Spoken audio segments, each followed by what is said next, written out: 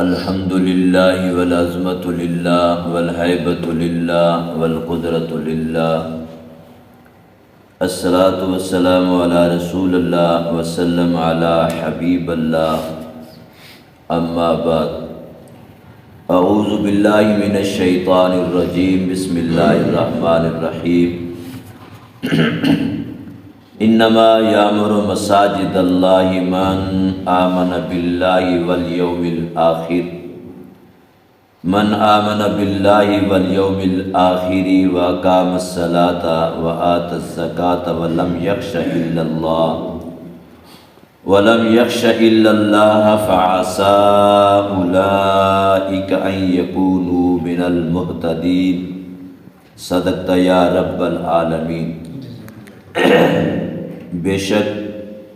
اللہ کی مسجدیں وہ آباد کرتے ہیں جو اللہ پر اور آخرت کے دن پر ایمان رکھتے ہیں اور نماز کو پابندی سے ادا کرتے ہیں اور زکوٰۃ ادا کرنے والے ہیں اور اللہ کے علاوہ کسی سے نہیں ڈرتے۔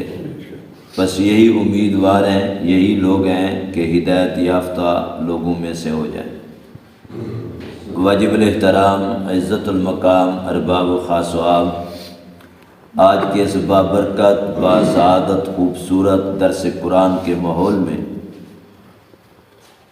جو ایک آیت آپ حضرات کے سامنے پڑھی گئی ہے، تلاوت کی گئی ہے اور اس کا ترجمہ بھی کر دیا گیا۔ اس آیت کے اندر رب تعالیٰ نے اپنے گھر یعنی مسجدوں کی عزت و عظمت، شان شوکت، جاہ و جلال، کمال کا تذکرہ فرمایا ہے۔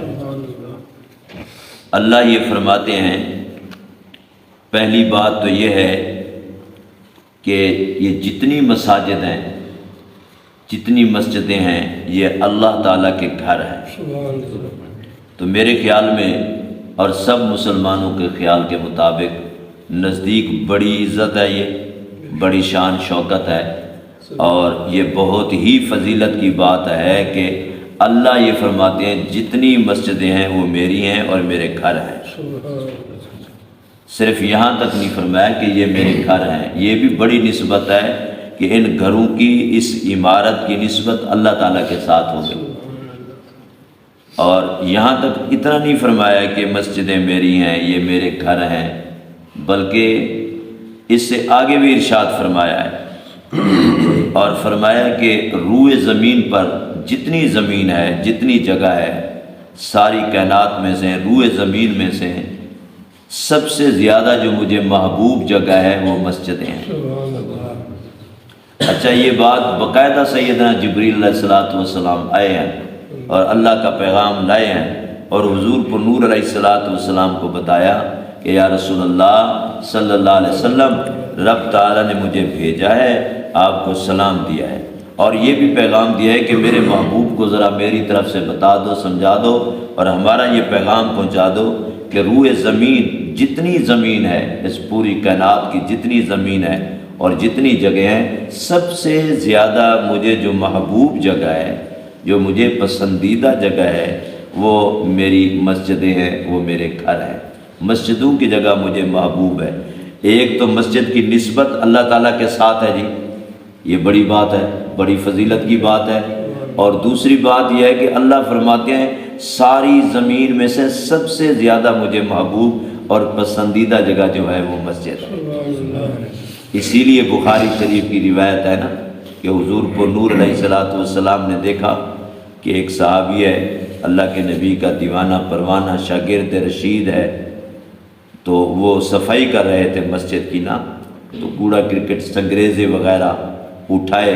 اکٹھے کیے اور پھر باہر پھینک دیے۔ اب حضور کو نور علیہ السلام نے اپنے مقدس مطہر کانوں سے خود سنا کہ وہ سنگریزے رو رہے تھے، پتھر کی ٹکڑیاں رو رہی تھی۔ اللہ کے نبی علیہ السلام تشریف لے گئے، صحابہ اکٹھے ہو گئے، اتنی رونے کی آواز آئی۔ آپ صلی اللہ علیہ وسلم وہ جہاں آواز آ رہی تھی، جہاں سے آواز آ رہی تھی نا، تو وہیں چلتے گئے، وہیں تشریف لے گئے، صحابہ ساتھ ساتھ جا رہے ہیں۔ تو آپ نے دیکھا آواز تو ان سنگریزوں سے آ رہی ہے رونے کی، ایسے رو رہے ہیں جیسے بچے روتے ہیں۔ تو آپ نے اپنی مقدس مطہر منور ہتھیلی پہ ان سنگریزوں کو اٹھا لیا، اٹھایا تو سنگریزوں سے حضور صلی اللہ علیہ وسلم نے پوچھا کہ کیا ہو گیا، کیوں رو رہے ہو، کیا مسئلہ ہے؟ تو انہوں نے بڑی عجیب جواب دیا، عجیب ہی جواب دیا۔ انہوں نے کہا یا رسول اللہ صلی اللہ علیہ وسلم، ہم مسجد میں پڑے تھے، لوگوں کی جبین نیاز ہمارے اوپر ٹکتی تھی جب وہ سجدہ کرتے تھے، ہمارے اوپر سجدہ ہو جاتا تھا، ہم مسجد میں پڑے تھے اور ہماری نسبت اللہ کے گھر سے تھی، وہاں سے اٹھا کے کوڑا کرکٹ پہ ڈال دیا۔ تو اللہ کے نبی علیہ الصلوۃ والسلام کہنے لگے سبحان اللہ سبحان اللہ سبحان اللہ، اللہ کی محبوب جگہ ہے اور مسجد کی نسبت اللہ کے ساتھ ہے، اس لیے یہ رو رہے ہیں کہ مسجد سے ہم کیوں جدا ہو گئے، ابھی تو ان میں روح نہیں ہے، جان نہیں ہے، اتنا عقل اور شعور نہیں ہے، پھر یہ کمال ہے محبت کا، اور یہ اس وجہ سے رو رہے ہیں، اور یہ بخاری شریف میں ہے یہ روایت۔ تو مسجد کی بڑی شان ہے اسی لیے کہ اس کی نسبت اللہ تعالیٰ کے ساتھ ہے۔ وہ سنگریزے بھی تو اسی لیے رو رہے تھے نا، اسی لیے رو رہے تھے، اور اللہ اپنے نبی کو دکھا رہے تھے تاکہ لوگوں کو بتایا جائے، سمجھا جائے، جب سنگریزے میرے گھر سے اتنی محبت رکھتے ہیں اور اللہ میرے گھر کی جدائی میں تڑپتے بلکتے سلکتے نظر آتے ہیں، تو جو آپ کی امت ہے ان کو تو اس سے کہیں زیادہ محبت ہونی چاہیے۔ اسی لیے اللہ کے نبی حضور صلی اللہ علیہ وسلم نے بہت پیارا ارشاد فرمایا، اور ایمان بھی تازہ ہو جائے گا اور ایمان میں بہار آئے گی۔ آپ توجہ سے سنیں، یہ جو ابھی میں آپ کو روایت سنا رہا ہوں، ہمارے نبی، نبیوں کے نبی حضرت محمد صلی اللہ علیہ وسلم نے ارشاد فرمایا، آپ صلی اللہ علیہ وسلم نے فرمایا، جس بندے کو تم دیکھو کہ مسجد میں زیادہ حاضریاں ہیں، اس کی مسجد میں حاضر رہتا ہے اور مسجد سے آ رہا ہے، جا رہا ہے، مسجد کا کام کر رہا ہے، کبھی جھاڑو دے رہا ہے، کبھی خدمت کر رہا ہے، کبھی کیا کر رہا ہے، آپ صلی اللہ علیہ وسلم نے فرمایا اس کو میری طرف سے، آپ صلی اللہ علیہ وسلم نے فرمایا میری امت کے لوگوں، میری طرف سے تمہیں میں محمد کہتا ہوں کہ اس کے ایمان کی گواہی دے دو۔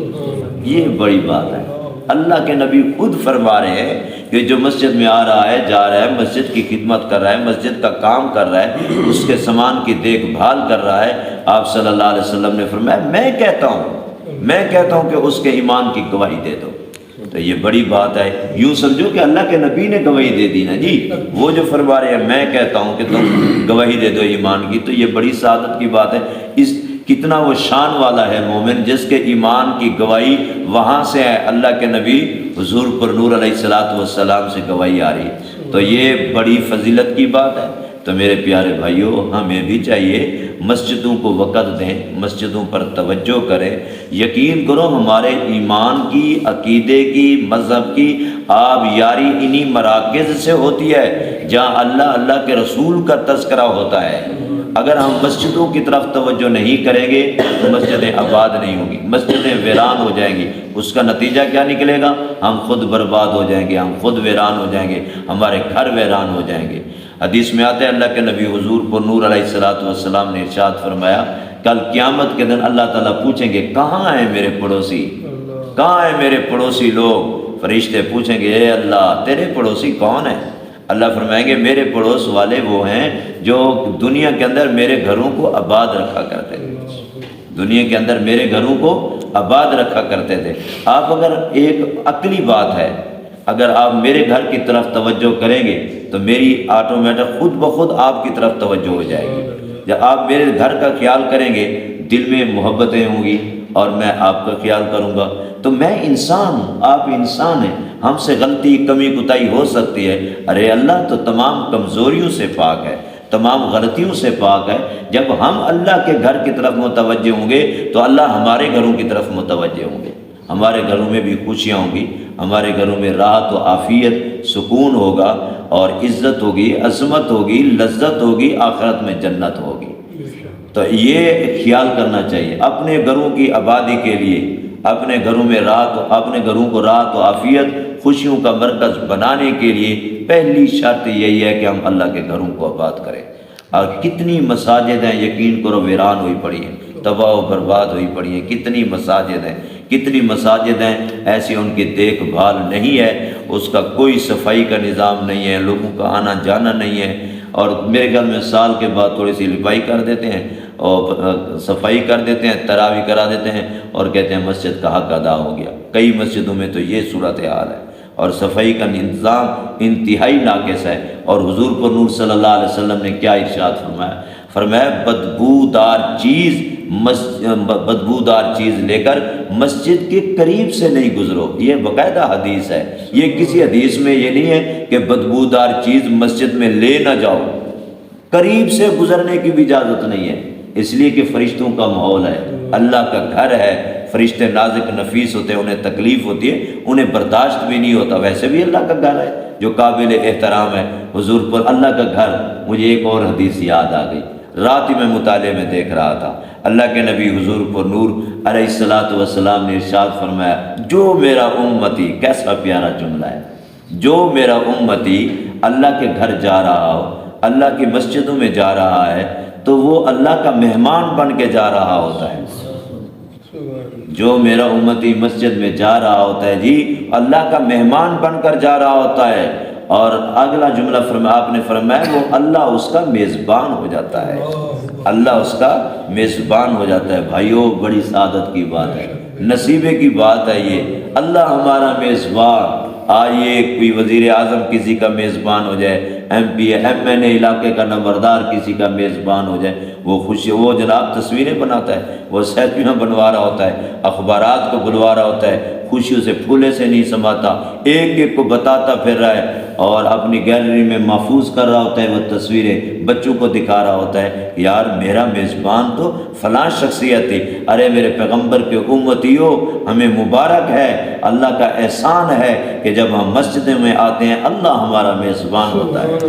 اللہ ہمارا میزبان ہوتا ہے، اور اللہ کی رحمت بھرے فرشتے آنے والے نمازی کا استقبال کر رہے ہوتے ہیں، اور کہاں سے؟ مسجد کے دروازے پہ کھڑے ہو کے استقبال کر رہے ہوتے ہیں۔ اور اللہ فرماتے ہیں، اے میرے فرشتوں، یہ جتنے آنے والے ہیں یہ میرے مہمان ہیں، اور مہمانوں کا مجھ میزبان پر حق ہے کہ ان کا خیال کیا جائے۔ اللہ اکبر۔ حدیث میں تو ان کا احترام کیا جائے، ان کا اکرام کیا جائے، مجھ سے وہ ادا نہیں ہو سکتا۔ تو میں نے یہ جملہ کہا کہ اللہ فرماتے ہیں، میرے فرشتوں جو میرے گھر میں آ رہے ہیں یہ میرے مہمان ہیں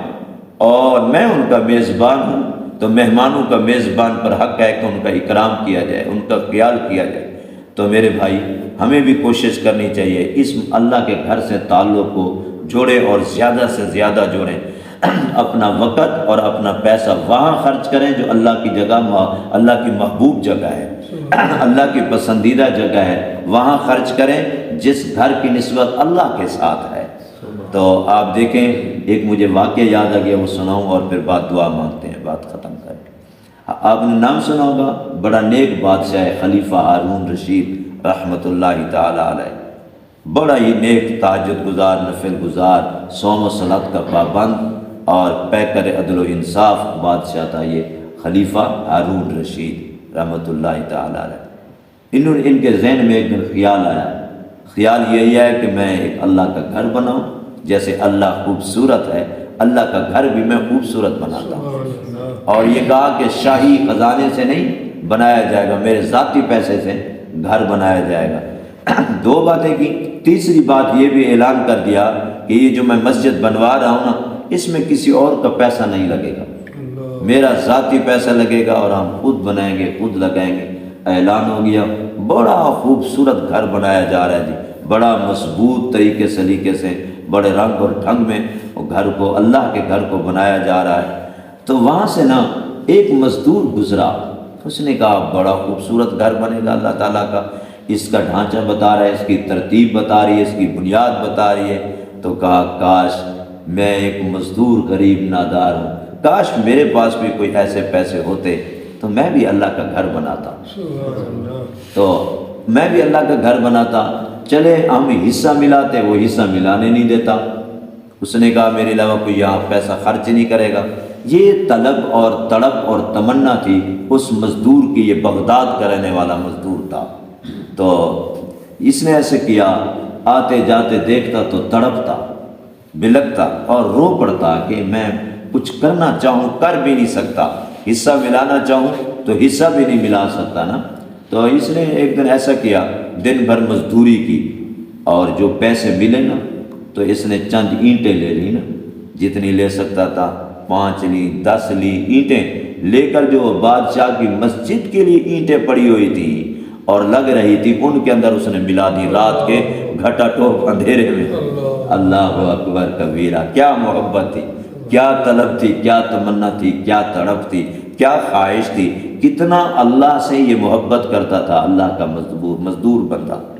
کتنی محبت کرتا تھا۔ یہ بھی یاد رکھیں، جس کا جتنا اللہ کی طرف دھیان ہوگا نا، اتنا اللہ کے گھر کی طرف دھیان ہوگا۔ جس کے دل میں اللہ کی عظمت اور اہمیت ہوگی، اتنی عظمت اہمیت اللہ کے گھر کے ساتھ بھی ہوگی۔ اس لیے علماء نے لکھا ہے کہ مسجد کے لیے چندے کی ضرورت پڑتی ہے، ظاہر ہے پورا نظام چلانا پڑتا ہے، مسجدوں کا جی بل بھرو، اور 12-13 ہزار جیسے ہمارے اس مرکز کا بل آ جاتا ہے، اور یہ چیز ٹوٹ گئی جی اس کو بنوانا ہے، آج چٹائیوں کی ضرورت ہے، آج موٹر خراب ہو گئی، سارے مسئلے مسائل ہوتے ہیں، امام اور مؤذن کی جی خطباء کی تنخواہیں دینی ہوتی ہیں، تو پیسوں کی ضرورت پڑتی ہے، چندے کے بغیر بالکل گزارا نہیں ہے، اور یہ مشترکہ کام ہے، مسلمانوں نے مل کر کرنا ہے۔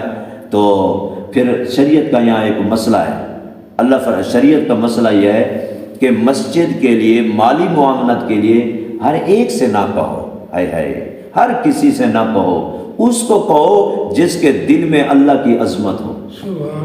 جس کے دل میں اللہ تعالیٰ کی محبت ہو، جو دے تو محبت سے دے نا، خوشی سے دے نا، تو اس سے کہو، اس سے کہنا چاہیے۔ کہیں ایسا نہ ہو کسی ایسے بندے سے کہو جس کے دل میں اللہ تعالیٰ کی عزت عظمت نہیں ہے، منہ سے کوئی اول فول کہہ دے کہ یہ اتنا ہی بات کر دے کہ اور کام سارے ہو گئے باقی یہی کام رہتا ہے، یعنی کتنی بڑی غلط بات ہے یہ، اس کام کی طرف اس کی کوئی اہمیت بھی نہیں ہے۔ یا کچھ بندے کہہ دیتے ہیں، عجیب سے عجیب باتیں کر دیتے ہیں۔ تو میرے بھائی اس لیے مسئلہ ہے کہ اس بندے سے کہو مسجد کی خدمت کے لیے جس کے دل میں اللہ کی عظمت ہو، اللہ کے نام کی اہمیت ہو۔ تو میں بات کر رہا تھا اس کے دل میں کتنی عظمت تھی، اہمیت تھی، وہ بیچارہ مزدور، پیارا مزدور، اس نے وہ اینٹیں جی ملا دی، مسجد بن گئی، مکمل ہو گئی۔ اب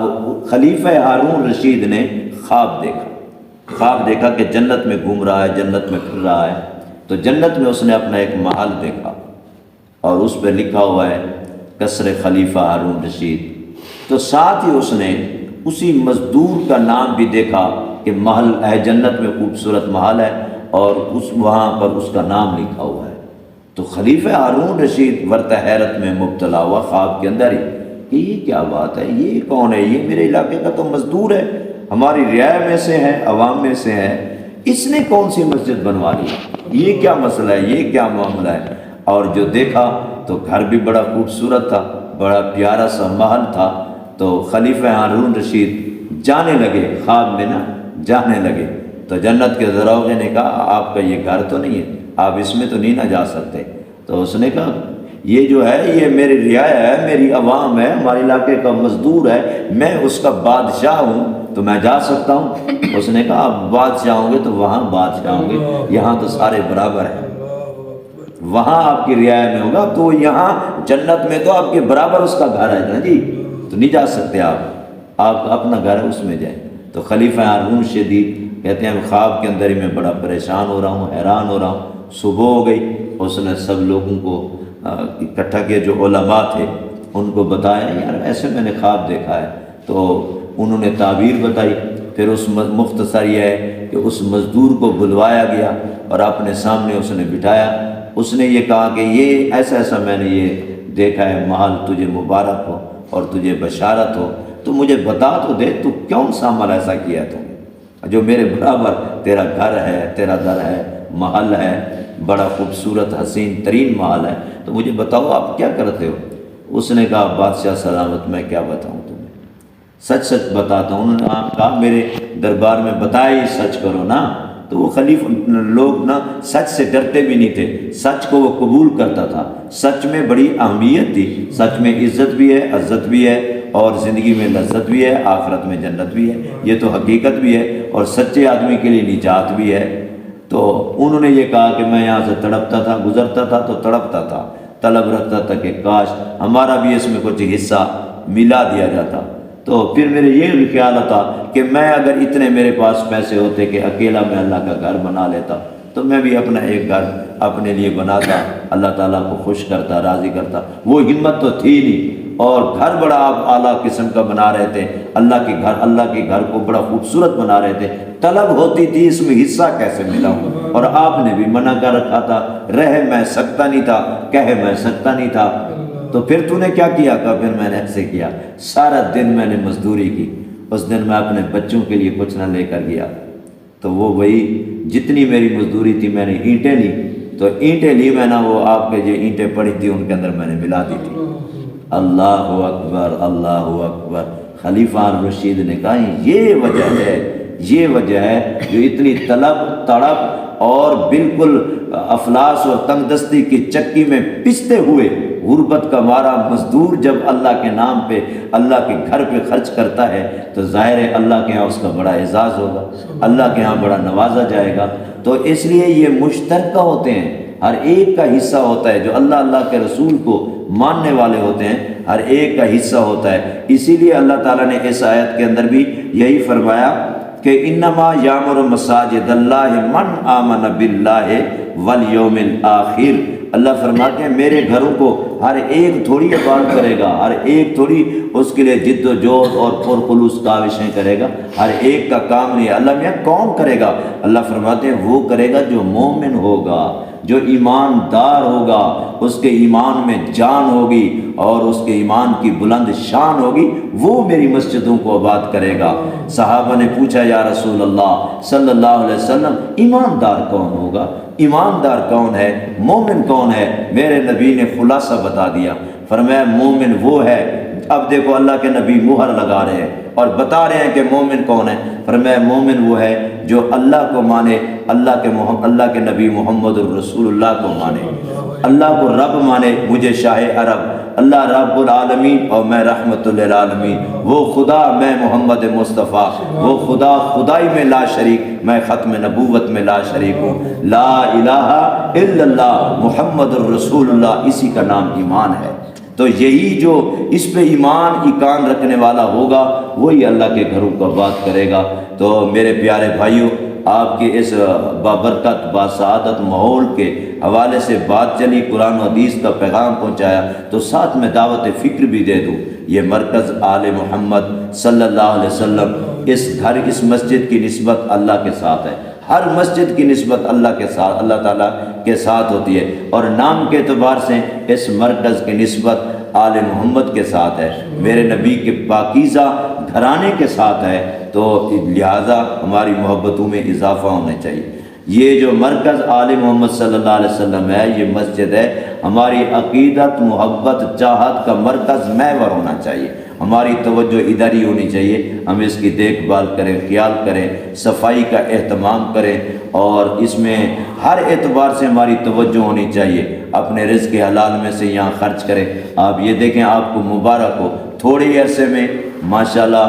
جماعت پابندی کے ساتھ 5 ٹائم ہو رہی ہے، اذانیں ہو رہی ہیں، تھوڑے عرصے میں جمعے کا اہتمام بھی ماشاءاللہ باقاعدگی سے ہو رہا ہے۔ دور دراز کام، مارے کوٹ، محمود کوٹ اور بستی لاور، وہاں تک سے لوگ آتے ہیں جمعہ پڑھنے کے لیے۔ یہ اللہ کا ہمارے اوپر بڑا احسان ہے، بڑا احسان ہے کہ دور دراز سے لوگ یہاں باقاعدگی سے جمعہ پڑھنے کے لیے آتے ہیں۔ اور تیسرے نمبر پر کہ عید نماز بھی ہم نے شروع کر رکھی ہے۔ چوتھے نمبر پر بڑی خوبصورت بات ہے کہ یہاں ماشاءاللہ درجہ ناظرہ تو چل ہی رہا تھا، درجہ حفظ بھی شروع ہو گیا ہے۔ تو یہ ہمارے لیے صدقہ جاریہ ہے، اور یہ ہمارے لیے ذریعہ نجات ہے، آپ کے لیے سرمایہ آخرت ہے۔ آپ کی آنکھوں کے سامنے سب کچھ ہو رہا ہے، نظر آ رہا ہے۔ تو میرے بھائی، میرے پیارے بھائی، توجہ کریں، اس مسجد تک کوئی باقاعدہ ایسا ادارہ نہیں ہے جس کے زیر تحت یہ چل رہی ہو، یا وہ ماہانہ فنڈ بھیجتے ہو، ایسا کوئی نہیں ہے۔ یہاں چند ساتھی ہیں جو اللہ کی عطا کردہ توفیق سے تعاون کر دیتے ہیں، اور یہ